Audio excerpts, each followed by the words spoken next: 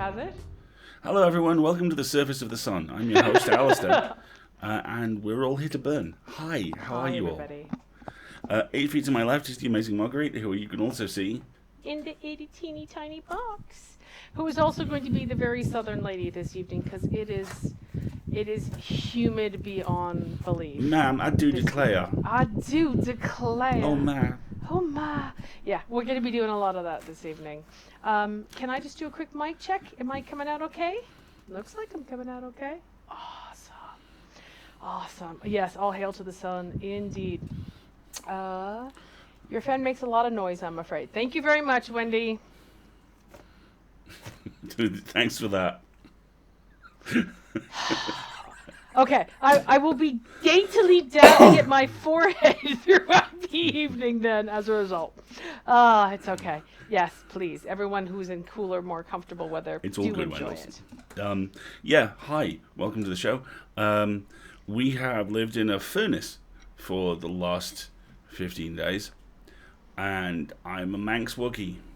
So it feels like I'm dying. Alistair's having a rough time with the heat. I am from California, and I love hot weather and sunshine. But this humidity thing you all do needs to go. It's soup, y'all. I'm walking in soup. I'm not enjoying it. There we go. Manx Wookiee would be fella. Yeah, I've been to Austin, Texas, the one place I've ever been where it got so hot, insects were just dying in midair. Dying midair and dropping to the ground. Somebody decided to take us on an A&M tour, and yeah, I still haven't forgiven him.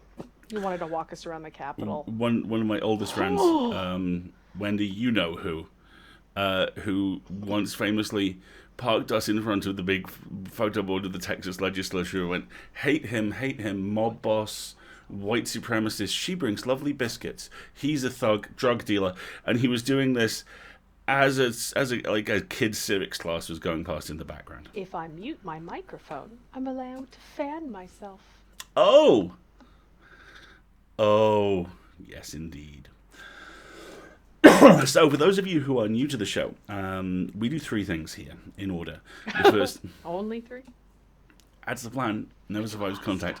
Let's be honest. The first one is we do an opening monologue, which, as once again this week, is from my house band, the magnificent Mr. Nate Crowley, journalist, author, bon vivant, jazz maverick, Really? crustacean enthusiast, occasional Definitely wrestler. a crustacean enthusiast. Don't know about the jazz maverick, gotta say.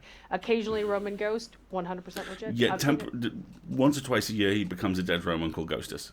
Ave Ghostus. Really? You know, Yes. how's it hanging, Ghost? And then we will do What's New With Us. And then, Dad, we will do the next Get part. very punchy and silly because it's too It's so hot. freaking hot. We'll do the next chunk of Nine Goblins, the extremely low fantasy and very good novella that T. Kingfisher has very kindly let us read. Oh, Mick, thank you. That wee Mary scene, and folks, you'll know it when you come to it. I actually have a comparator which is thematically appropriate to what we've been talking about across the last couple of weeks. I have not laughed that hard since the last time, I should say, I saw the So I Married an Axe Murderer sequence, where Stuart feels the need to explain about the Pentaveret, and Anthony LaPaglia attempts to laugh himself to death, and almost Followed succeeds. shortly by Alistair. Yes. Yeah. For folks who don't know, I'm going to put a link in the... that's a yucky link. I don't like that link. It's an I'm ugly try link. that link a little It's an better. ugly link, a bug link. It's an ugly... Thank you. Wow. Okay. St. Kilda is out.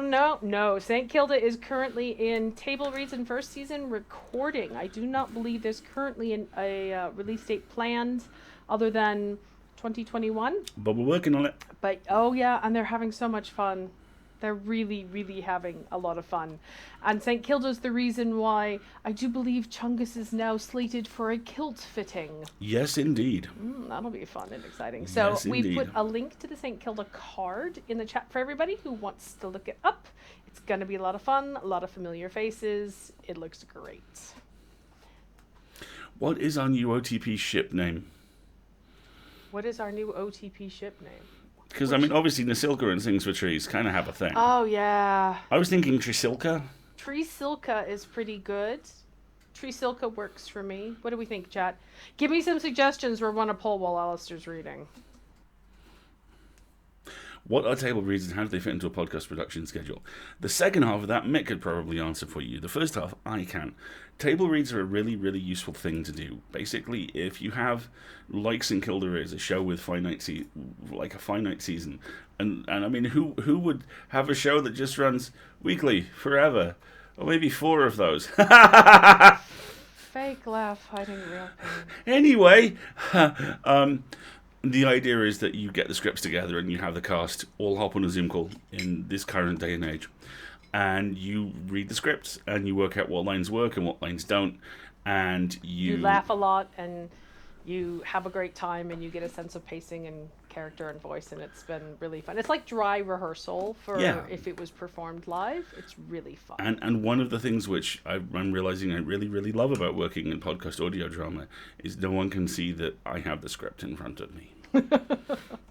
You don't have to memorize lines, which is convenient, let's be honest. So yeah, that's going well. And other stuff also is happening. But we'll talk about that in a little bit, because right now we have an opening monologue for you. Do indeed. These are the 5 people you'll meet at Pretend E3 by Nate Crowley. You can randomize E3's avatar maker as much as you like. Hold on a second. Content warning. Pardon me. We've got some content warnings for the opening monologue for gross food, references to violence, and this is Nate, so there will be swearing. Also, if you've ever been to E3, there's probably a whole lot of other content warnings, but we don't know what they are. You can randomize E3's avatar maker as much as you like, but you'll always get one of these 3 faces. For more than a year now, the events industry has been in something of a total war footing, as hundreds of thousands of minds have set themselves to the challenge of proving that a website can, indeed, be a live event. Many experimental web design gimmicks have been deployed in the course of this effort, in the same way that bizarre new forms of life tend to proliferate after mass extinctions.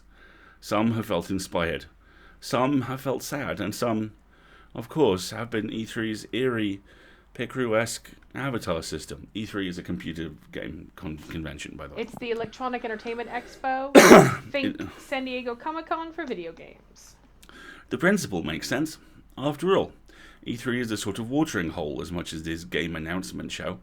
To give attendees a customizable avatar in that context feels like a smart move. A way to attach faces to names, tease some vestige of humanity from an otherwise forbidding noodle soup of schedules, ads, and embedded media players. Having endured those noodle soup schedules, yeah, feeling it. Nevertheless, somehow, the E3 avatar system manages to give the sense of an alternate telling of The Matrix, in which humanity is being battery farmed by a massive Nintendo Wii. Oh dear.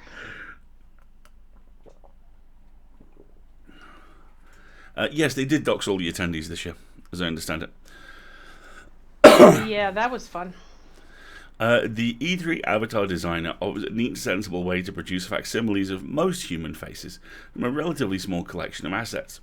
In a way, it's a really impressive bit of design, and yet, perhaps in a bid to stop dickheads like me going full Monster Factory on it, it has been made weirdly conservative.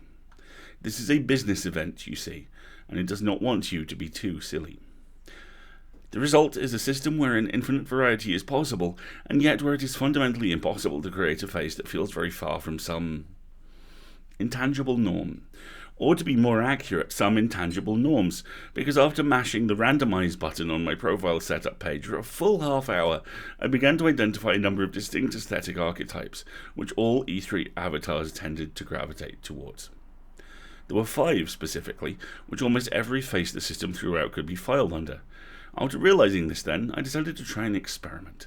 Purely with the pool of faces created by hitting randomize 20 times, could I put together a representative mood board for each of the 5 archetypes? Science! Yes, it transpired I could. And so, brave explorer of the digital events frontier, I present to you now the 5 people you'll meet at Pretend E3. Pardon me. Why don't you have some water there, babe? Your throat is much better, which is lovely. It it's is. Just soup. We're walking in soup. Why? 1. Bitcoin Dracula. Freshly risen from their ghastly crypt of currency, Bitcoin Dracula smells perfect, dresses immaculately, and wants to tell you all about their exciting new NFT-based MMO project, which somehow involves about 40 companies you've never heard of, but always in some inexplicable, hastily moved on from capacity. If you maintain eye contact with Bitcoin Dracula for more than 8 seconds, you will suddenly find yourself on a podcast discussing Elon Musk against your will. Oh God, that is so painfully accurate. 2. Revenant Spirit. Oddly, given how insistent it is otherwise to stick within the broadly agreed parameters of humanity, E3's avatar generator is pretty liberal in its allowance of vast, glaring scarlet eyes. And there is simply no way for a face like this to possess massive red eyes and not look like a ghost that showed up to strangle you at 3 in the morning. Okay, we need to do sort of corpse count for when you can't get into the sentence. Try that one again. And there is simply no way for a face like this to possess massive red eyes and not look like a ghost that has shown up to strangle you at 3 in the morning. The archetype transcends mere red eyes, however. Just check out Turbo Dad in the middle there, we'll have a link. And try not to react like those apocryphal bumpkins from the early 1900s, jumping away in terror from footage of an onrushing train. 3. Apologetic Alien. Of course, the E3 avatar generator swings hard in the other direction too, with a surprising number of the faces produced expressing some kind of enigmatic cosmic sorrow. Often it's paired with a sort of desperate, bone-deep embarrassment. Add to that the surprisingly wide range of light-coloured makeup choices on offer, and you end up with a whole cadre of folks who look like they've just been transmitted across the galaxy as a stream of tachyons before materialising in the middle of a network event. Materializing in the middle of a what Oh, now? pardon me. Alistair unable to even. 1. Well done, Wendy. I think we're at 2 now. Who look like they've just been transmitted across the galaxy as a stream of tachyons before materializing in the middle of a networking event and shitting right in the canapes. Oh, God. 4. Journo Monkey. You know that one photo of a monkey that somehow looks like 90% of journalist byline photos? Yeah, the same is true of E3 avatars. Much as is the case with photographs, it's not a case of any of the avatars actually resembling the monkey in any physical sense, because it's a monkey in a yellow shirt. But the psychic energy given off by that primate is unmistakable, and it turns out that the E3 avatar designer was virtually built to convey it. 5. Unknowable Goat Person. Given the narrow range of facial hair options provided by the avatar designer, all of which are pretty wispy, plus some of the otherworldly colour combinations possible for eyes, eyebrows and the like, there is a whole range of randomly generated avatars that resemble nothing. Alistair unable to even. 3. Let me try this again. There's a whole range of randomly generated avatars that resemble nothing more than satyrs who have given up playing the flute with their balls out. Satyrs who have given up playing the flute. Who have given up playing the flute with their balls out and taken on jobs as marginally successful marketing consultants. Within the unknowable goat person subgenre, there is also a strong through line of bloke who worked on a legendary PC game from the early 90s and now appears, smiling faintly, in the periphery of other people's group photos. Ew. Also, Chief O'Brien off of Deep Space Nine. The man is quite literally in a class of his own. And that is this week's opening monologue. I do want to know what Nate channels to bring forth such missives. I can't help but be reminded of the story about how Michael Moorcock, anytime the rent was due, the story goes, locked himself in his apartment with several bottles of really good whiskey on a Friday morning and woke up on Monday morning with a headache next to 3 more Eternal Champion novels. Cocaine is a hell of a drug. Absolutely. Okay. You doing okay? I'm doing fine. Hi, everyone. Welcome to the show. It's quite warm. Okay, so that was the opening monologue. Next, we do What's New With Us? Well, What is new with us? Other Chungus than is an art. dreaming of the crisp, cool cold of space. And Really? You didn't go for the reference. which reference? Lonely and dreaming of the West Coast. It's been a long week. It has been a very long week, and you've been playing that song a lot, which is why I'm kind of disappointed you didn't go for the reference. I'm sorry. It's okay. I let everyone down. You haven't let everyone down. You just finished a book and you're exhausted. You're loud. Did I tell you I made deadline on the thing I still can't talk to you about? Yeah, its deadline is Friday. He finished it tonight. Okay, here's the Marguerite method of motivation. Let me tell you about my favorite episode of The West Wing. No, stop. No, naughty, bad. Hey, honey, that movie you've really been looking forward to comes out on Friday, which is your deadline. Yes, it does. I'm going to go see it. Not unless you turn in your book. Oh, no! To the keyboard! That's been this week. Yes. So, now he's finished the book. So now he has to clean it up and turn it in. Please take my garbage word, baby.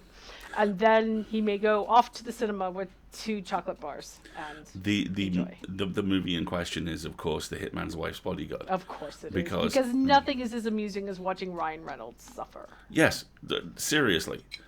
I mean, even if nothing else in the first one worked, the sequence about 3/4 of the way through where he's explaining how Samuel L. Jackson has ruined his life in the middle of a raging gunfight is one of the funniest things I've ever seen. Also, I mean, it's Deadpool. You've got to show up for Wade. And all first draft books are garbage word babies, in my opinion. Exactly. He'd show up for us. And it is our job to raise them to be productive members of society, or at least agent provocateurs in Something the like appropriate that. method. You know, there's a wide spectrum. Let's be honest. There's a metaphor at each end, and it kind of connects in the middle, and nothing in there is bad. There's a Mighty Mighty Boss Tones reference, which is perhaps a little bit beyond the pale. What's Free Guy? Free Guy is the other new Ryan Reynolds movie, because now movies are coming out again. They're stacking up like planes at LAX in Die Hard 2, in which he is an NPC in Grand Theft Auto who becomes self-aware. Oh, that's right. I am the video game hero, and I shall be a hero as opposed to the schlub who can kill random people. Yes, which has the fantastic tagline, they needed a good guy, they got a great guy. And him smashing through a window on a bike going, did that look cool? That looked very cool. If I want to see Ryan Reynolds smash through a window on a bike, I have Deadpool. Yes. Kind of not feeling it. Fair enough. It's okay. That's totally fine. Yes, you must raise your first draft well. You have brought it forth into the world. Now it must be fostered, molded, sent upon its hero's journey. And sent off to be trained. It needs a training / montage, absolutely. So yeah, that's been done, which means I just have to do a podcast end cap and half a newsletter tomorrow. Yeah. That's okay. Been a long week. Shall you show the boy? Yes, I've already shown the boy. Have you? Yes. You didn't tell me so I could appropriately thank Wendy for showing the boy. Behold, show the boy again. Chungus is wearing his spacey finest because, like us, he wishes he was in someplace cold and dark and quiet. Yes. And we are not. And also because, Wendy is an actual fabric sorceress. And because there are new modes in Among Us, which we shall have to experiment and maps. with. New maps, new all the things. Yes, the boy. Yeah, he's probably bubbling away like a crazy thing given the weather. We had sourdough pancakes for dinner one night this week because it was too freaking hot to bother making anything. Yes. So somehow that turned into pancakes. Which were really good, actually. They had berries with them. Yeah, fancy. We had raspberries and syrup. Fancy pancakes. Yes, quite. So yeah, that's been the week. We've been really hot, and I finished a book, and Marguerite's been doing a whole bunch of Lauren. Yeah, it's the end of the quarter in Lawville. So there's been lots of lawn going on, working away in them law mines. Did you see that Aconite novel I sent you with the She-Hulk class action subplot? Oh, apparently she didn't. What? Aconite is a UK-based company who have licensed Marvel to do novels in a really cool and interesting way. Basically, they don't do them in the standard Marvel universes, the MCU or 616. They just do Marvel books on a version of Marvel Earth. And the one that's coming out is the Champions and She-Hulk involved in a class action. Love it when lawyers and books are all of a sudden specialists on anything! When the She-Hulk movie, it's not a movie, it's a TV show. It's a 6-part TV show. When that TV show comes out, I'm gonna stream them live. because y'all need to hear me go off. Yeah. Them. Oh, yeah. It is a pure and holy thing. There will be alcohol involved. The very first Quite episode probably. of Daredevil, where they quote New York Penal Code, she was like, "Stop!" Looks it up, goes, "That is the correct clause. You may continue." Yeah, literally, I'm looking up their that wasn't civil. It was their criminal procedure citations. I'm like, you may proceed. Yes, because that's. There are many fandoms. That one is mine. Okay. Also, Jamila Jamil has just been confirmed as the villain for She-Hulk. Yeah. Well, that's the type. Anyway. Moving on, shall we? Yes. I can't fan myself. My mic is on. And I'm too warm. Yes, that's true. The people do love a good reaction video. And I don't know if any of you are going to care about how nerdy I get when it comes to law things. But I get very nerdy and angry when it comes to law things. I genuinely am still trying to work out how to get Marguerite and our friend Nikki, who is also a lawyer, in the same room. And we need to have a podcast which is lawyers drink booze and watch lawyer shows because anyway, that's a whole nother hour. that episode of Hannibal where you were just like, "Oh, come on!" Oh, I lost it I was so angry. Anyway. Shall we move on? Let's move on. Oh, I don't forget! Nina Aquila Legal Eagle comes out on the 9th of July. Yes.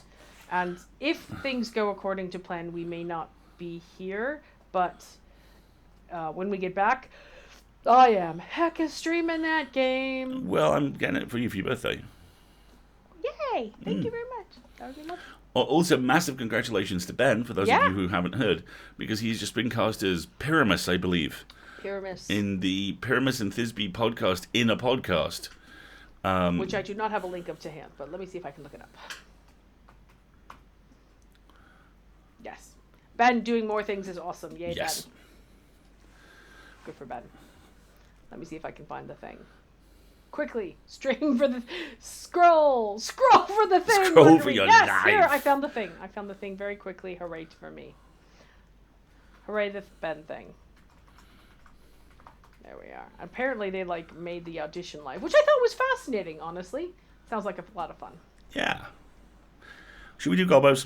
I see in the chat, I need the link, I need Ben's voice. You do know, everyone, that Ben narrated a story for Pseudopod recently, right? Oh, yes, he did. He did such a good job, too. Well, if you want some more horror bedtime stories from lovely voices, I mean, I'm Bond. Alistair and I met because he was the host of Pseudopod. I'll dig it up for you. I got you, fam. I just had a terrible idea. Ruh-roh. If Alex and Hannah can't do the Dark Pictures game this year... Oh, you want to stream with Ben and Tim? The Merediths. Oh, that might be really fun. Well, for given values of fun... For some people... Yeah. It sounds like it would be time. It would be an experience. You know how I got frustrated about Alex not wanting to play the game? Yeah. Honey, you didn't get frustrated by Alex not wanting to play the game. You got frustrated by Alex openly trying to get us killed from literally the first second the game began. I have a feeling that maybe a similar energy to what Timothy would bring to the experience. I'm just saying. Well, we do have Ben coming up on the stream shortly, so we could have a chat with him about that. Very much never an option, Chanel. I think I agree with you completely. It would be... No gods, no masters. Yes. It would be an experience. Exactly. And you know, what is Halloween but having an experience? See, right? all I can think of now is the pair of them playing Portal 2 with Trexel trapped in the ramp just going, oh God, David, help me, David. That was hilarious. That was absolutely hilarious. Would you like to read a story now, everybody? Yes, I think we would. Let us get you set up for the story. So, we're going to do 3 chapters of 9 Goblins tonight, so now is your perfect chance to get a snack, get a drink, get yourself situated. If you need meds, please take them. If your pets need to be squared away, please square them away. Likewise, your partners. Save your games. All hide that your good wives, stuff. Hide your children's. All kinda. Content warnings for the evening. This one You remember this book is by Ursula, right? Yeah, okay. Headline content warnings: death and dying, horror themes, mental health and trauma, violence. Please And do check out the content warnings in full in advance if you feel you need it. This is a heavier chunk of the book, by all means, but even as Alistair gives a little bit of a recap, I think last week we all kind of felt this was coming. And when we say death and dying, I would just like to remind you that that is not age discriminating. Yeah, so please do make sure you check out the content warnings as you need to. If anybody needs to step away and ask for, kind of a heads up when things are over, just let us or the mods know, and we got you. Of course something bad is about to happen. It's an Ursula book. We're about 2/3 of the way through. Yeah, the other thing I would say is exactly what Eldred just says, which is if you would like, absolutely light and fluffy, Ursula also writes lovely fantasy romance novels. And those are an excellent alternative source of your Ursula fix. They're a knight, and they kiss. And then they kiss!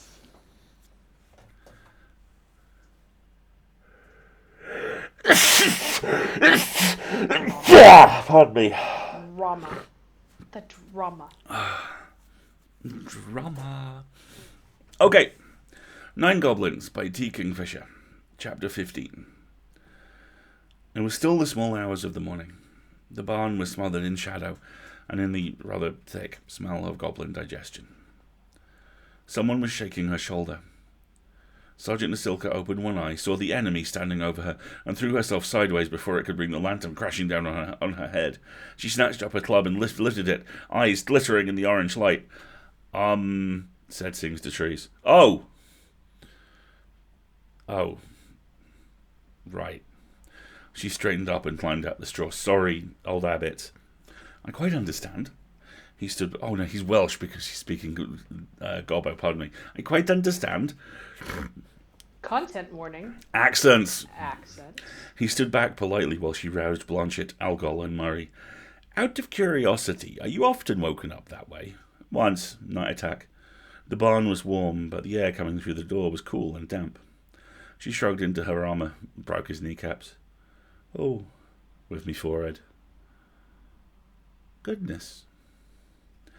They left the rest of the 19th behind. What was that?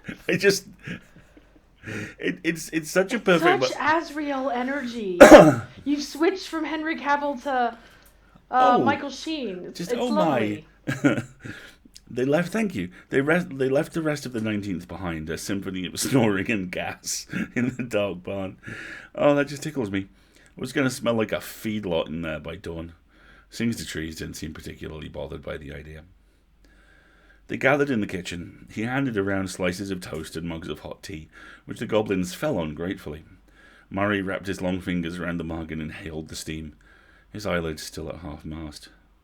Now, said Sings to Trees, checking through the contents of a pack, you said there were no people or no livestock there. Did you notice anything that there was that shouldn't have been? Well, there was Wiggles, said Alcohol, patting the kitten, who was asleep on his lap, but he was stuck in a drain pipe. It probably doesn't count. Anything else? The goblins looked at each other helplessly and shrugged. We're not exactly experts on human farmhouses, said Murray. We tend to see them rather briefly, and we usually have something else on our mind at the time. The elf nodded. Well, I didn't expect anything, but I figured I'd ask. Everyone done with their breakfast? More nods. The 19th was not big on conversation before noon. Guess we should get going then. Nasilka nodded. Blanchett, can you walk? Oh, I wouldn't ask, but I want Algol in charge here, and I'd rather have you along with us. This was almost true. Nasilka actually wanted the teddy bear, who seemed to have a good head on its stuffed shoulders. Blanchett tested the ankle. Much better, he said. The gunk helped. Shouldn't be a problem. Well, you let me know if it is. She nodded to Algol. You're in charge, Corporal. If anything happens, she realised she had absolutely nothing to say to fill that gap, so she stopped. Will do, Sarge. Here, pet Wiggles for luck. Scourge of the night, Corporal. But he likes you. Nasilka relented and petted the kitten. She probably needed all the luck she could get. Algol saluted. Nasilka saluted back. Sings to Trees watched them with an unreadable expression. She wondered if he'd sent the pigeon to the Rangers, and how he explained what he'd heard about a strange wizard. They set out. It was still twilight under the trees. They left dark green tracks in grass turned silver with dew, even Sings to Trees. Nasilka was sneakingly really quite pleased by this. There were stories that elves could walk soundlessly in without a trace, and it was actually really nice to see that this one didn't. Fleabane the coyote kept pace with them for a few minutes, before peeling off on some canine errand of his own. The forest got deeper and darker, even as the sun came up. So the net result was that the quality of light didn't actually change that much. The ground stopped being grass and started being moss, and then stopped being moss and became nothing but slick, wet leaves. Everybody skidded a little on those, even the elf, and when you were that tall, whippy little branches tended to hit you in the face a lot more than when you were short. I feel you, buddy. It occurred to Nasilka that possibly the tales of elven slyness were much exaggerated. Or possibly Sings to Trees was just a really big klutz. Except for the fact that they moved much more quietly and didn't fall into any poison ivy, and one of them was really tall. It wasn't much different than marching through the woods had been a day earlier. And then Nasilka heard something.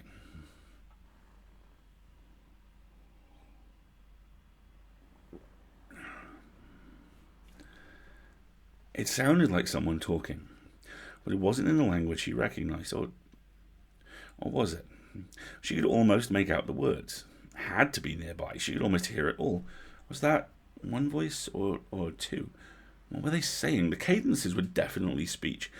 It wasn't an animal noise, and it wasn't a bird song, and if she could just get a little bit closer, it occurred to her, somewhat later, that she was hurrying through the woods now, trying to make out the words.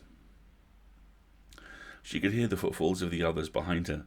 Undoubtedly they could hear it too, but nobody was saying anything for fear of drowning out the words. What were they saying? She had to get a little bit closer, just a little bit, and she was sure she'd be able to make it out, and she was annoyed to find out that her panting was making it harder to make out the voice.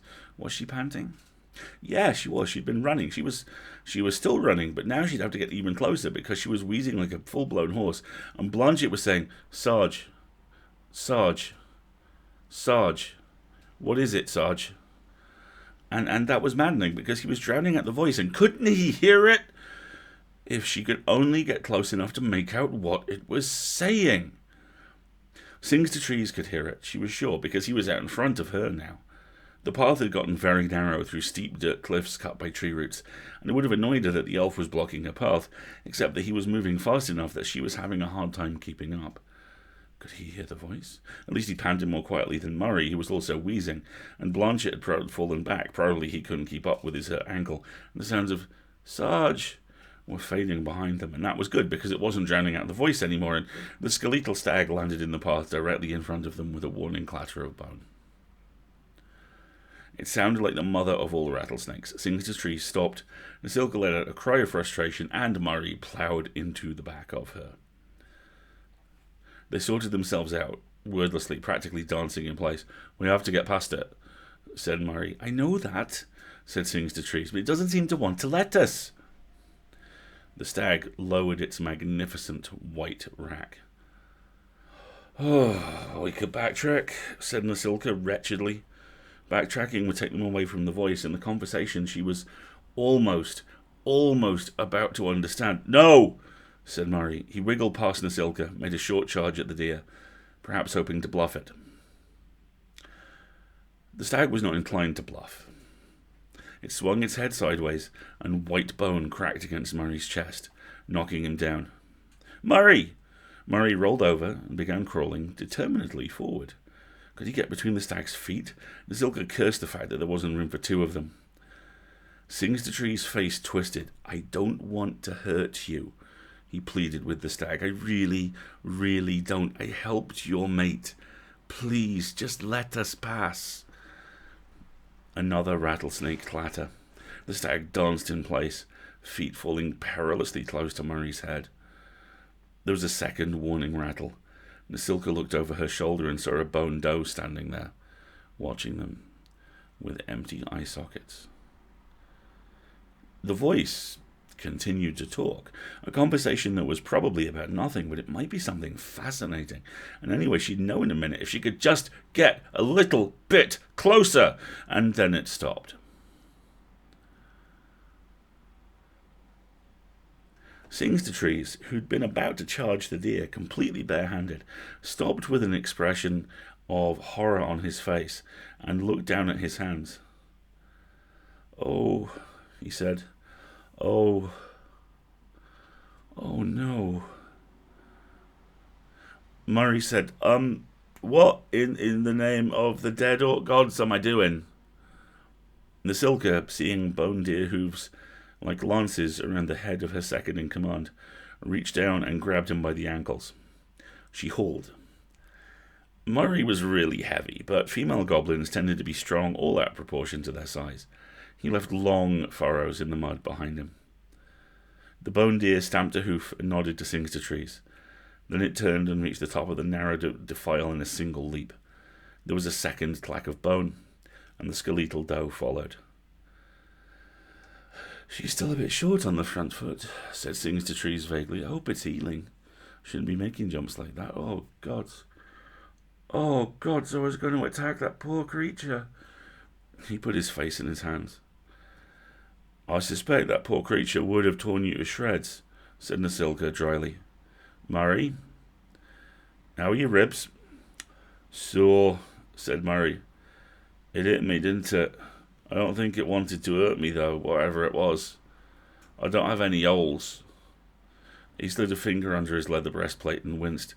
"Nothing broken. Can have some fantastic bruises to show the recruits, though." "It was a Cervidian," said Singster-Trees. "They're attracted to magic. Saw it the other day. Can't believe I wanted to hurt it." Nasilka thumped him on the shoulder, which was pretty much the highest point she could reach. "Get over it, soldier," she snapped, forgetting he wasn't one of, her soldiers. "You didn't. That's the important thing. The most important thing, though, is what the hell was wrong with us?" They all stared at each other. "I heard a voice," said Murray uncertainly. "So did I." "Couldn't hear what he was saying," said Nasilka. "I almost could, but I thought if I could just get closer,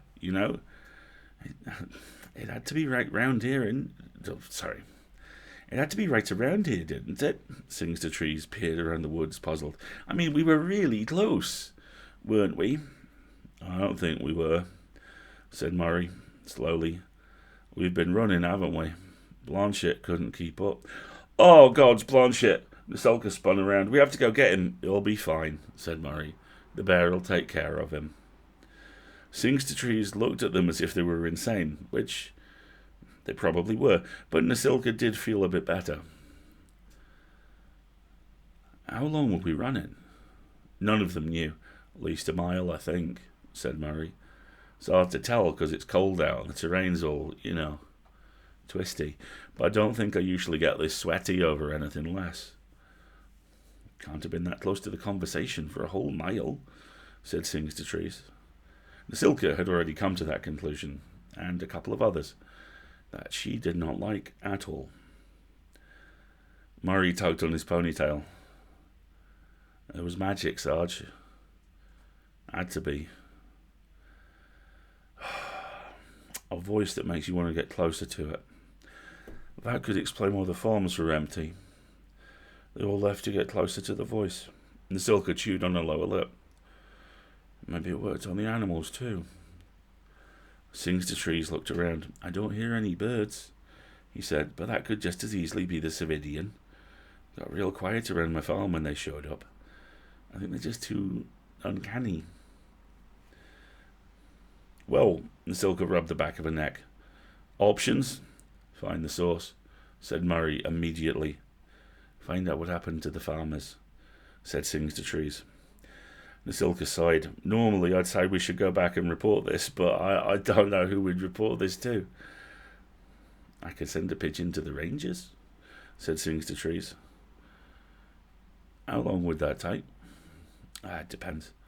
A few hours at least, probably more. I didn't actually send the other one yet. It's dark, they won't fly. So I was going to wait until we get back.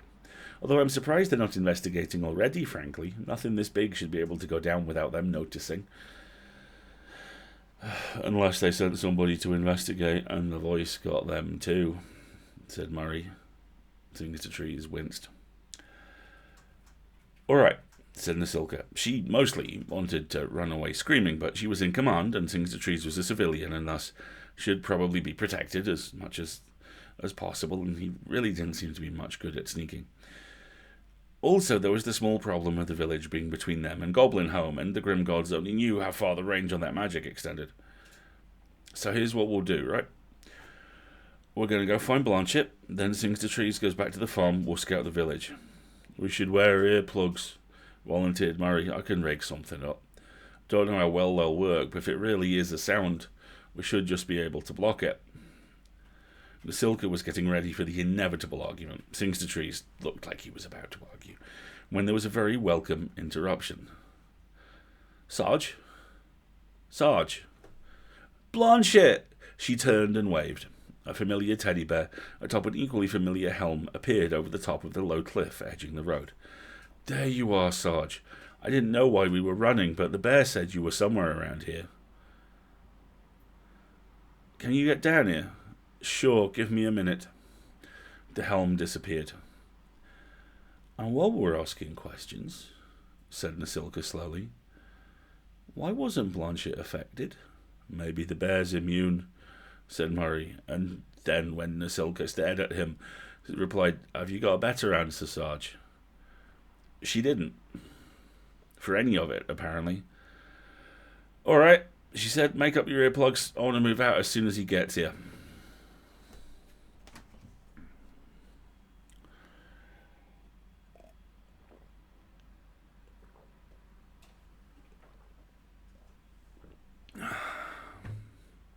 Murray's my boy. That's all I will say.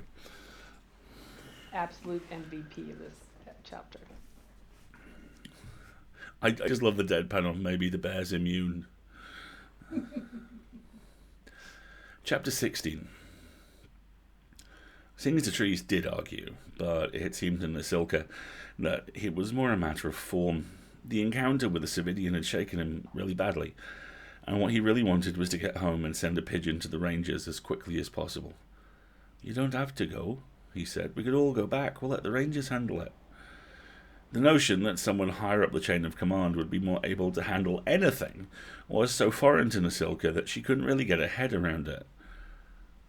Could elves really be that different? Nah. Elves were elves, but the military was the military. There was something immutable about it. Orcs were pretty different from goblins too, but their military worked almost the exact same way, except that at the higher levels you were answerable to the priesthood, and nobody said anything nice about orcish gods. We'll investigate, said Nasilka. Whatever this is, it's between us and our way home. Sings to Trees sighed. I'll come as far as the tree line then, he said. I promise I won't go after you, but if you get hurt, I'm a veterinarian, but I've worked on goblins before. Nasilka wavered. If this is affecting animals too, she sighed. Fine, but you don't come after us, all right? If something goes bad and we're not back by nightfall, you go back to the farm and you tell Algol what's happened. Oh, gods above, don't let Algol get a case of the heroics. I promise, said Sings to Trees. She eyed him warily, but he was a civilian and another species, and she probably didn't have the authority to order him back to his farm. Also, it was hard to assume authority when you only came up to the bottom of somebody's ribcage. Blanchett scrambled down. Hey, shelves. Blanchett scrambled down to them before long, covered in leaf mould and mud, but none the worse for wear. Honestly, the mud improved his odour quite a bit. Sings to Trees checked his ankle again and pronounced it acceptable. Blanchett, said Murray, assembling earplugs out of moss and half an old candle. Did you hear the weird voice from earlier? Blanchett pushed a finger under his helmet to scratch. I guess, yeah. Some kind of mumbling, wasn't it? And you didn't feel any compulsion to go chase after it? Blanchett looked puzzled. A what? An overwhelming urge, you know. No. Murray gave it up as a bad job. He finished the earplugs and handed them around. This won't block all the sound, don't have the equipment, but if you start to hear something, if you almost sing, that should drown it out. Can I sing The Bird in the Bush? Asked Blanchett hopefully. Nasilka had a brief image of exactly how absurd the three of them would look, trying to sneak up on the enemy while singing dirty drinking songs, and wondered if it would be any better if they were singing martial tunes or just humming really loudly. Sing whatever you like, Blanchett. I'm not sure if they'll work even then, Murray said. Might not be a real sound. Do you understand? If it's magic, it could be something in our heads, as easily as anything else. Well, we'll have to hope then, said Nasilka. Blanchett, this is a direct order. If you hear the weird mumbling again, and Murray and I start running towards it, you are to stop Murray by any means necessary, even if you have to hit him on the back of the head and sit on him. That's ganking a superior officer, Sarge, said Blanchett. It's in a good cause, Blanchett, and that is an order. If the wizard gets me, you two go back home, pick up Sings to Trees here, go find alcohol. You can get court-martialed for ganking a superior officer, said Blanchett. I'm telling you, Blanchett, it's on my orders. Blanchett screwed up his face in the bare listening position. He says, if you're dead, it won't matter if it was on your orders. Nasilka pinched the bridge of her nose and prayed for patience. No less so because the bear was probably bloody right. But he also says to do it, finished Blanchett. So that's all right then, Sarge. As long as we're all in agreement, said Nasilka wearily, and shoved moss and wax into her ears. They left Blanchett un-earplugged, since he apparently wasn't affected, and also he flatly refused to wear them, unless the bear got a pair too. As the bear didn't really have much in the way of, well, ear canals, that just seemed like a waste of materials, so it just seemed easier that way. There was enough crude hand sign available in Glibber to be able to communicate simple orders, and Nasilka didn't feel like a complicated philosophical discussion at the moment anyway. Sings to Trees halted under the last trees, gazing out across the waving fields of the farmland. He frowned and said something, and then when Nasilka pulled out an earplug, he repeated himself. The melons haven't been harvested. That strip along the drainage ditch, they always grow melons. It's got the most moisture, but they all split on the ground and rotted. How long does it take for melons to go bad? Asked Murray, who had also removed an earplug. About 5 minutes sometimes, said Sings to Trees, but these should have been harvested a few days ago, I think. He frowned. Nasilka nodded. Well, that gives us more of a time frame. She reached up and patted the elf on the shoulder. Try to stay out of sight. Hopefully we'll be back before too long. They put in their earplugs, looked at each other awkwardly. Then Nasilka nodded sharply and signed. Move out. There was a main road, not far away.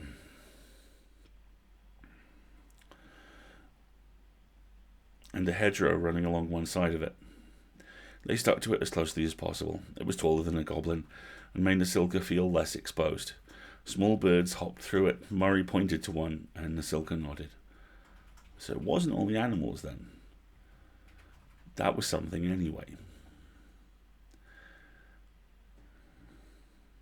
They crossed 3 fields, and were midway through the 4th when they found the dead body. Nasilka saw it first in the drainage ditch. Murray saw it first in the drainage ditch, pardon me. He stopped short, and Nasilka and Blanchett came up on either side of him and looked down and saw it too. It was a human child, very young. Nasilka couldn't do ages on humans at all, but it didn't look old enough to walk very well yet. It was laying in the bottom of the ditch, and its eyes were open, and flies buzzed around it. Nasilka's sigh sounded strange and muffled to herself with the moss in her ears. Blanchett looked as inscrutable as his teddy bear. It was the enemy, but it was awfully small. Fell in the ditch, couldn't get out again, she thought grimly, probably following the voice, not able to look where it was going. She wondered where it had come from. She glimpsed a farmhouse far across the field, on the other side of the road, through gaps in the hedgerow. But if it had come through there, had human adults come with it? Of course, an adult could just step out of the ditch. Murray caught her eye and gestured to the farmhouse, then to the child. Zilka turned her hands up and nodded, then shrugged. Probably, I don't know. Zilka gestured for them to move on. They couldn't take the time to bury the human, and anyway, humans usually burned their dead, didn't they? They certainly didn't have time for that, or the wood, and a column of smoke would announce their approach as clearly as a bagpipe call. They moved on. 2 fields over, they found a dead dog. It looked old and not healthy. There was a trail of broken cornstalks behind it. Crows had been at its eyes. Whatever it is doesn't affect crows, then. Shading her eyes, Nasilka could see the town on the horizon. She wondered how many corpses there would be between here and there. As it turned out, there were a lot. A horse with a broken leg had hauled itself an astonishingly long way and then fallen down, and by the torn-up ground it had apparently tried to crawl, which Nasilka couldn't even imagine. A dead pig had expired without a mark on it, leaving a drainage ditch full of piglets, who had probably died of starvation. The sheep were really bad. Nasilka had seen a lot of horrible things in battle, where the entire flock of sheep had apparently run into a fence and gotten their heads stuck between slats, and then had beaten themselves to death against the fence posts. Murray eyed them coolly, then turned to the sergeant and pulled an earplug loose. Nasilka followed suit, wincing. All domestic animals, he said, cats too, which I suppose aren't really domesticated, but nothing really wild, anyway. Whatever this is, it's not affecting deer or rabbits or wild birds, it's just the farm animals. And people, said Nasilka grimly. And people. They put their earplugs back in and kept moving, keeping low to the hedgerow. A flock of vultures had descended on a dead cow, which had smashed several fences, and then been trampled by the rest of the herd. There was another human, not far beyond it, who looked to also have been trampled by the cows. After that, the humans became more frequent, the bodies more densely packed. Sometimes they appeared to have crawled over each other. Nasilka stopped seeing them. It was just like a battlefield the day after. A deep silence that seemed only to deepen behind the buzz of the flies and the croaking of the carrion birds. They reached the farthest outlying building. It was a little house, and there was a dead man lying on the front walk. He was very old, and there was white hair around his temples. They were mostly abreast of him when he moved.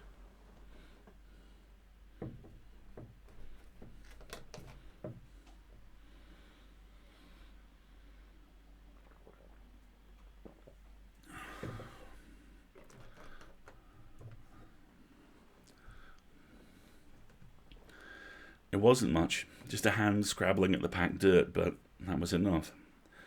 They stopped. It was one thing not to bury bodies. It was another to pass up a wounded man.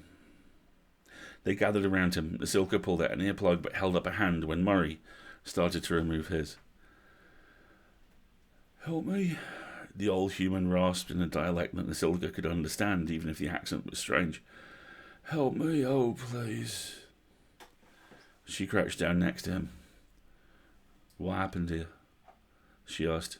His eyes were nearly closed and rimed with dried tears, but he cracked them open and squinted at her. "Goblin?" he asked weakly. You didn't do this to us." It didn't sound like a question. "No," said Nasilka, "we don't know what's happened either." She pulled a water bottle off her belt and gave him a drink, trickling the water between his cracked lips. Can you tell us anything? Goblins, he said, sounded almost wondering. Some kind of weapon? It wasn't us. She gave him a little more water and would have asked him more, but he sank into unconsciousness. She looked up at Murray helplessly. We'll come back for him if we can, said Murray, too loudly. I'll do that. We'll come back for him if we can, said Murray, too loudly, on account of the earplugs. We should keep moving, Sarge. Which was true, which Murray shouldn't have had to tell her. Movement in the shade, at least. She and Murray each took a side and carried him back inside the house. There was a pallet on the floor, not much of one, but it was better than the walkway. Right, let's move. Blanchett, if you hear anyone crying out, let us know. He nodded. She put her earplugs back in. There were cattle in the town square. Some of the humans had died when the cattle crushed them. It was a mess. It was just a horrible mess, which was a laughably ineffective word for the scene before them. At least if she thought of it as mess. She didn't have to think of it as people. Nasilka was glad Things to Trees hadn't come. Or Algol. She didn't know if the elf could handle it. While she knew Algol had been on battlefields, at least everybody there had been trying to kill you back. There probably wasn't much point in sneaking, but they kept to the shadows and the corners of buildings anyway. Murray tapped her shoulder and she pulled the earplug loose again. Really, why was she bothering? The moss was coming unwrapped by now, and whispered, yes. 11 humans so far, he whispered back. Maybe more in the buildings, but I don't think too many. They all seem to be trying to get into the town. Where are they going? Murray leaned out from the shadow of the building and pointed. I guess that building there. They studied the building in question. Pointy, said Blanchett finally. It's a steeple, some kind of church, I think. In a town like this, probably the main meeting hall too. Oh, wrong one. It's a steeple, some kind of church, I think. In a town like this, it's probably the main meeting hall too. All right, stay low. We're in enemy territory. Don't anybody forget it, said Nasilka. Murray looked around and said, how could we forget, Sarge? They skulked from the shadows of one building to another. Nasilka thought that one was probably a bar, judging from the smell of spilled beer and rotting sawdust. She crouched behind a rain barrel and looked over at the church. The bear doesn't like it, said Blanchett suddenly. Nasilka paused. Does the bear have any suggestions? She asked delicately. Blanchett conferred with the bear and said, he says not, just it feels like a trap, not for us maybe. It feels like a trap for everybody.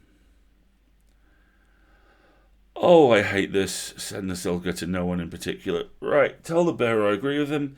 If he has any thoughts, please tell me immediately. Will do, Sarge. They crept closer. The greatest concentration of the dead was at the end of the street, where the church sat in what had formerly been a village square. They were pressed right up against the walls of the church, close to the doors. They looked like they trampled each other, and then the cows had trampled them. In a couple of places there were 3 or 4 bodies piled together. The church had big wooden double doors.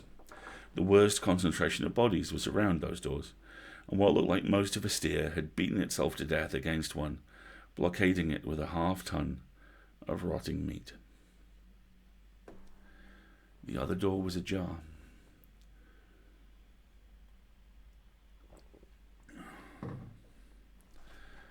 She and Murray exchanged glances. She had the fight to... Pardon me. Nasilka and Murray exchanged glances.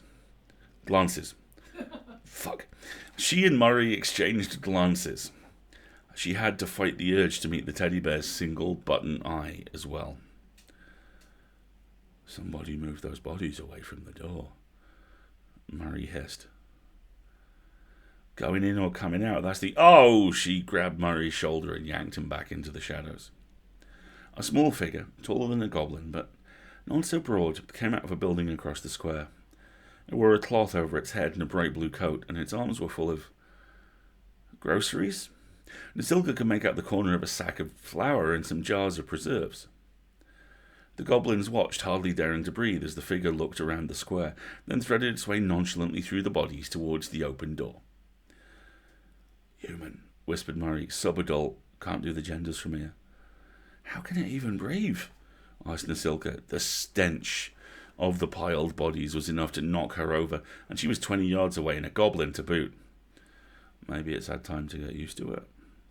The figure stopped at the door, balanced a load of groceries on one hip, and pushed the door open with its free hand. One of the corpses shifted slightly when the door hit it, a limp arm flopping in the dust. The figure shoved the arm aside with its foot, caught the door with the edge of its shoulder, and stepped inside. The goblins sat in the shadow of the building. Nasilka crouched behind a water barrel on the edge of the street and stared at it. Nothing happened. "Maybe its parents are dead and it's just trying to eat until someone gets here to find it," she said without much conviction. "Uh-huh," said Murray. "The bear is pretty sure that's a load, Sarge," said Blanchett. She sighed. "Yeah, me too." The casual waiter moved the corpse aside with its foot. That screamed "murderer" and "crazy person" and "do not touch." "Do you think it's a wizard?" "It almost have to be, wouldn't it? There could be a grown-up wizard in there doing the actual magic." Murray chewed at his lower lip. "Children are vicious little bastards. Some of them," offered Blanchett. Flies buzzed. Across the square, two crows got into a brief squabble over a tasty bit of carrion. "Now what do we do, Sarge? Do we go back?" Murray glanced behind them. Nasilka would have loved to go back. Going back sounded great. But if they went back and told Singster Trees, he would insist on coming out to see if the human really was a child who needed help, and if his rangers showed up, they'd probably do the same, and if it was a goblin child, they'd be on their guard, but since it was a human, and humans were nice... There were already a whole lot of dead people out there, and Nasilka didn't care very much for faceless unknown rangers, particularly not elves, but Singster Trees didn't deserve to wind up in that pile of dead people. And the 19th, well, there was of it, still had to get home, and if the weird voice magic could reach as far as the tree line, then they'd have to go miles out of their way to get home, and that would undoubtedly lead them into trouble with somebody who wasn't nearly as nice as Singster Trees. "We need to get a better look. Murray, you and me. Blanchett, stay here. Sarge." It was a poor day when Blanchett was questioning orders, Nasilka thought grimly. "Still, you're the only one we know is immune. So you're the only one who can get a message back if it gets us. If it's a kid, fine. If it's a grown-up wizard, well, we'll find out." Blanchett hunched his shoulders and looked mulish. But perhaps the bear had a word with him, because he said gloomily, "If you say so, Sarge." She took one final look at the church and the bodies, shoved her earplugs back in, Murray did the same, and made a move-out gesture with her fingers. Nasilka and Murray moved out.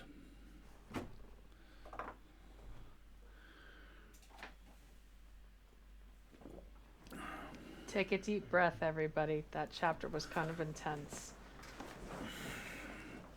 You know what I'd really like to see Ursula do? Really like to see her do military horror, because she's very good at it. Yeah. Murray remains my boy. Murray is my absolute Although the bear says that feels like kind of a load, Sarge. Maybe the best line in the novella. Exactly. War is Hell, Goblin Edition. Yeah, I'd read it. Absolutely, I'd read it. No gobs, no masters. 17. Singster Trees stood just inside the forest, and Singster Trees fretted. He'd lost sight of the goblins fairly quickly. For all their apparent clumsiness, they knew their way around a hedgerow. He hoped they'd be okay. He couldn't believe he'd nearly attacked the Ceridian. He should go back to the farm and send a pigeon. He should send a pigeon about the mage and about the weird noise. The goblins would be fine. The goblins could take care of themselves. He wrung his hands together. The goblins could probably take care of themselves, better than Sings himself could. It was so quiet. The quiet bothered him almost as much as the memory of the voice, truth be told. Forest edges were hopping with life, birds and bugs, lizards and squirrels. There should be scurrying and scuttling and chirping and singing. There should be something stamped. He turned his head slowly, already knowing what he would see. Ah. Yes. The empty eyes of the Savidian stag stared back at him. I won't go out there, he told the stag. It's okay. The stag rattled and stamped again. Is there something else? He looked for the bone doe, but she wasn't there. Perhaps the stag had seen her somewhere safe, then returned. The stag paced towards him. Sings held his ground. I almost attacked him. He didn't attack me, and he didn't hurt that goblin, even though he could have. If anything, he's got the moral high ground on me in this situation. A few feet away, the Savidian halted. Hollow eyes gazed into his. And then the stag turned slightly, stretched out a forelimb, and knelt. Why is he... Oh, no. No, Sings the Tree said out loud. Oh, no. Right, you cannot be serious. The stag rattled with impatience. Sings the Trees eyed the exposed knobs of the stag's backbone and imagined them against his tender bits. He shuddered. Are you sure I can't just follow you? The stag rattled again and pawed at the ground. Oh, but you're back. Oh, dear. Sings the Trees was not any more fond of pain than any elf, but he had chosen a life that involved a certain degree of personal discomfort. It appeared that this was going to involve more of the same. He looked at the stag's backbone again. Very personal discomfort. He saved us before. I healed his mate. He clearly knows more about the magic that's going on than I do. Oh dear. Half a moment, said Sings to Trees. He stripped off his tunic and began packing grass and moss into it. There was no putting a saddle on a Savidian, but perhaps he could manage some slight protection between himself and the jut of the stag's vertebrae. The Savidian waited. Sings to Trees finished stuffing his makeshift pillow, took a deep breath, and prepared to ride the bone stag into the unknown. Tonight's gender, ride the bone stag. The village square felt agonizingly exposed. The goblins clung to the shadow of the buildings as long as they could, and then there was a water trough for horses partway there, but after that there was nothing to hide behind. Except bodies. It was not the first time in Nasilka's life she'd hidden behind bodies, but if the great gibbering gods were kind, it would be the last. She thought the smell might follow her for several lifetimes. She and Murray crouched behind the cow. It was bloated and its tongue was sticking out and its udder had puffed up like a balloon. She'd never given much thought to what happened to a cow's udder when it rotted. She wished she wasn't giving it any thought now. Murray jerked his chin at the door. It was still slightly ajar, and there was no cover between them and it, unless you counted the dead steer blocking the other door. They could hide behind the open one, but there were bodies there, and they'd actually have to climb on them, and just no. The dead steer was going to have to be. She flicked her fingers. Go in, cover me. That last dash across the open square made her nerves jangle like badly tuned bells. Goblin feet were large and flat, and actually fairly good for stealth if you moved carefully and didn't let them go slap, slap, slap. But there were patches of mud. Let's go with mud. Red mud. Yeah, that's right. She had to be careful not to squelch. And how was Murray going to cover her anyway? Throw a dead body at someone who attacked her? She fetched up behind the dead steer and waited with her heart in her throat. Nothing happened. Flies buzzed around her in a cloud, but no strange voice called out. Nobody came to see what was going on or to scream, because there was a goblin warrior in town. Oh, this would be a really, really bad time for the rangers to show up. 30-odd dead bodies and 3 live goblins, and no, that did not bear thinking about. Murray crossed the square, dropped down beside her. They exchanged glances, then looked at the gap in the door. It was about 6 inches wide and yawned like a chasm between them. She flicked a finger at Murray. Wait, and sidled to the edge of the door. It was dark inside. The bright sunlight made hot bars of light across the shadows, illuminating the edge of a pew. She crouched low, squinting. It was hard to see anything. Well, no help for it. She took out an earplug. There was a faint sizzling sound. It was a familiar enough sound, but so far out of normal context that she couldn't place it. The smell of the dead was overwhelming, but under it, Nasilka could smell pancakes. She could make out a shape at the far end of the gloom, backlit by the remains of a fire, and in front of the embers, humming, was the human subadult, and it was frying pancakes. Goblins were occasionally bad. Goblins were scourges of the night. War was war. After a battle, you generally ate like a starving wolf, although you couldn't always keep it down afterwards. But even goblins didn't stand in buildings surrounded by the piled dead and make pancakes. She felt a brief, blinding rage. Humans might be the enemy, but these were civilians, goddammit! And then the rage died away and was replaced with a deep, unsettled disquiet. Because anybody who would do that was crazy. Bad bug shit crazy, deep down crazy. People like that had an animal in their head, and you could see it gnawing at the back of their eyes when they talked. And they were very, very dangerous, because there was absolutely no telling what they would do next. She didn't look back at Murray. Her eyes would have to adjust again if she did. She couldn't sign what she was seeing. Goblin hand sign did not include things like crazy child making pancakes. She gritted her teeth and slipped inside. The door didn't quite creak when she pushed it open, but it did let in more light, and if the human looked up, it was bound to see the difference. Nasilka dropped low behind the first pew, breathing silently through her mouth, listening. There was no change in the humming. It was a tuneless little repetition.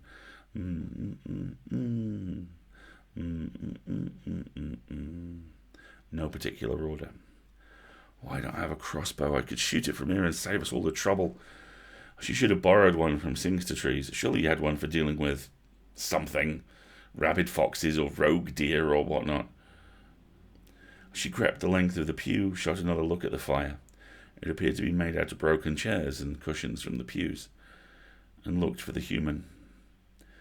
It had moved a foot or two to one side and was fumbling with something on the ground. Probably wants syrup on its pancakes, she thought darkly. She took the chance, scurried to the next pew, and then she heard a quiet glug and had a hysterical urge to laugh, because that was exactly the sound of somebody pouring out syrup. The tuneless humming stopped and was replaced by the scrape of fork on plate and the sound of chewing. Nasilka doubted she would have been able to hear either if the town had not been so deadly silent. Did she dare risk another pew? She just decided to go down the length of the pew to the far end and use that concealment to move forward when she heard the door creak. It was louder this time, and damn it, Murray still had his earplugs in, so of course he didn't hear it. And if they got out of this alive, she was going to box his ears. The eating noises stopped. "Hello," said a voice shockingly close. Cloth rustled as the human stood up. "Is someone there?" She stood up. If the human fixed on her, maybe it would overlook Murray. It was standing less than 5 feet away. It still had a fork and a plate of pancakes in its hand. Blonde hair poked out from under the cloth on its head, and she stared at Sergeant Nasilka with wide, blue eyes. Said Nasilka. "Hi."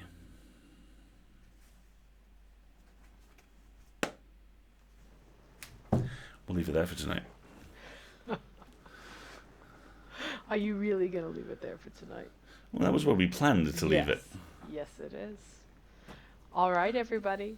We're going to take a quick break, get a stretch, breathe, Dun swear fucking it done. until next week, and we'll be back shortly.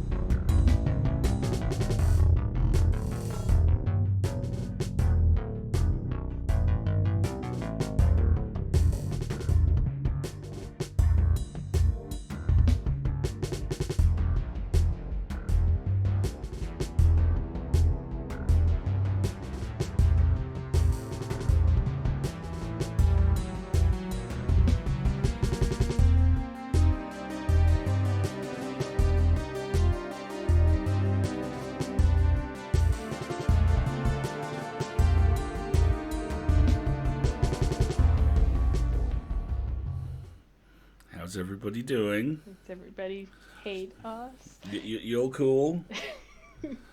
We cool? We It's cool. a really good and dramatic place to end for the week, you have to admit.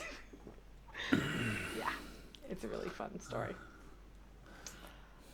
We are angry. We are angry. I do not blame you. There's perils of serialized fiction, I'm sorry. But don't forget, I think I put it in the chat already, I'll do it again, that if you want to pick up a copy for your very own and read ahead, that was chapters 15 through 17. We have 2 more weeks of the story, 2 more installments. So you can read ahead if you need to, and then just join us on the night for fun. Don't worry about it. And now, shenanigans. Now it is time for some fun stuff, because we've got a bunch of different shenanigans for you this evening. Yes, we do. She says, massively mashing buttons quite quickly. Right. So, if you want to follow along, all the links are in the chat. We do have some content warnings. There's some references to death and dying. There's violence. And there's swearing. You know, the fun stuff. But we have a very fan fiction focused batch of shenanigans for Yes, you we do. this evening. So we're going to start with one called Translation. Exactly. By Thoodly-Doo and Quoskay. Who would you like to be? I'll read the middle one on this one. Okay. I hate when people in movies or TV are reading ancient languages and they translate everything really smoothly and poetically, as if when people who study ancient languages aren't consulting 3 different commentaries and sobbing profusely when we read. Okay, so like it says, come you all into the deepest cavern, or maybe that's fireplace, depends on the usage, and having come may you give your treasures, skin, pants, I don't know, something to the about to be adored guy, that one who, okay, he either causes earthquakes or sleeps a lot. I think this might be an idiom. Okay, sorry that took so long, and I hate to disappoint, but I'm still not entirely sure what it means. Like, it could be something about a religious ceremony, or it could be a dick joke. Leaning towards dick joke. Might be both. Knowing the ancients, probably both. This could very well be an ancient dick temple. We should probably leave. Both. Definitely both. Could probably be both. I love how that skews really hard into Stargate SG-1 at the end there. Yeah, It's exactly. It's such an archaeology mood. It's old and broken and probably angry. We should go. I think this is an idiom, which means it doesn't really matter what it translates as. We're not going to figure it out anyway. We should go. We should just go. We should just go. All right. Both is good. Yes, definitely both is good. All right. Okay. Now we are going to read a fantastic Tumblr thread with lots of different contributors. I'll put the link again in the chat because I can't remember. Is this canon versus fanfic? This is canon versus fanfic. And if you were on Twitter, you saw it going around earlier. All right. I will be reading for canon. And Alistair, am I pointing in the right direction? Yes, I am pointing in the right direction. Alistair, hey, will be fanfic. Canon vs. Fanfic, a Tumblr thread with contributions from users Adax and Ordine, names on boats, Kale Tail, conversations with John Locke, Caress Those Cheekbones, John Ire, Jen Roses, Pizza Popolis, Lady in Burgundy, Destiel is Endgame, and Ursula is my middle name. Nice. Canon, they died. Fanfic, fuck you! Canon, and so they never met. Fanfic, here's a funny story. Canon, there was tension and pining, but they never even kissed. Fanfic, actually. Canon, torture the cinnamon roll. Fanfic, torture the cinnamon roll. Canon, when they traveled, they stayed in separate rooms. Fanfic, and there was only one bed! Canon, and they were roommates. Fanfic, oh my god, they were roommates. Canon, they were international assassins who assassinated assassins. Fanfic, but hot damn, wait until you hear about this cafe they opened. Canon, they had a coffee shop. Fanfic, but they were assassins. Canon, they were mortal enemies and attempted to murder each other on multiple occasions. Fanfic. But they got married and adopted children. Canon. They were straight. Fanfic. Lol. Canon. Am I a joke to you?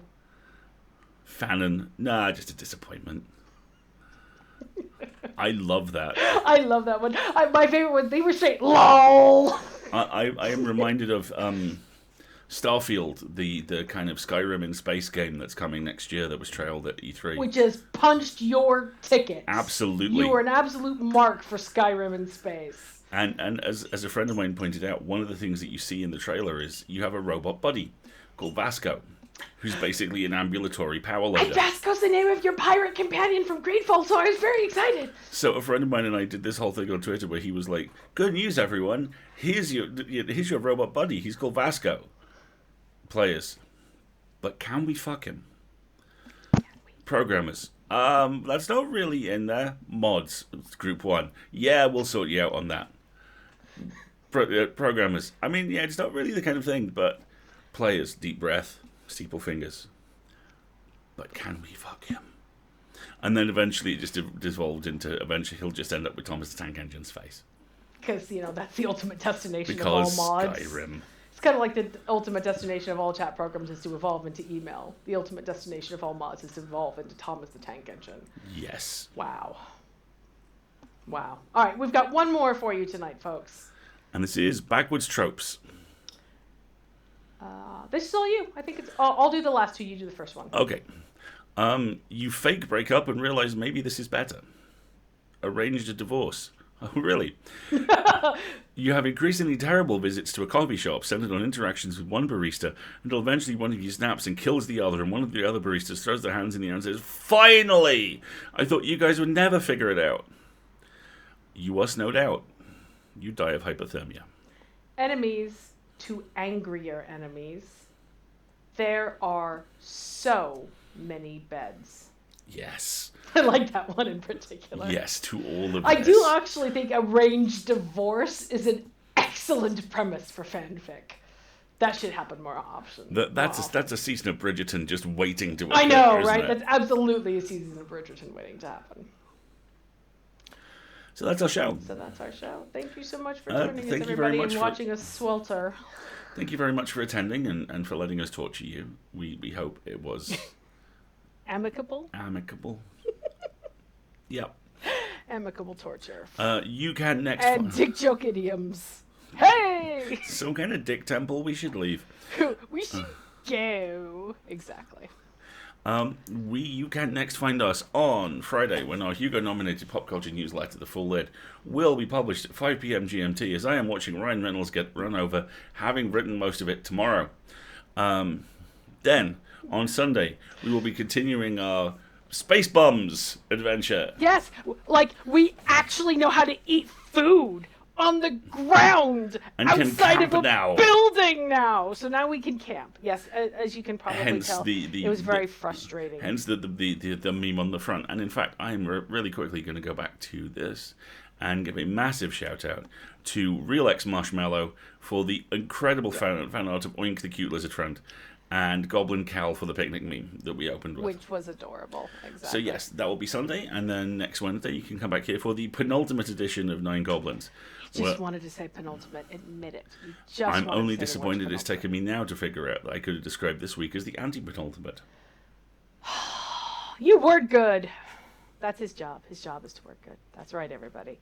Thank you so much for joining us. We hope you had a great time, and that the brain sorbet will help wash away the nasty horror taste out of everybody's minds before enjoying the rest of your time zone. Have a good one, and we will see you later. See you, folks. Bye.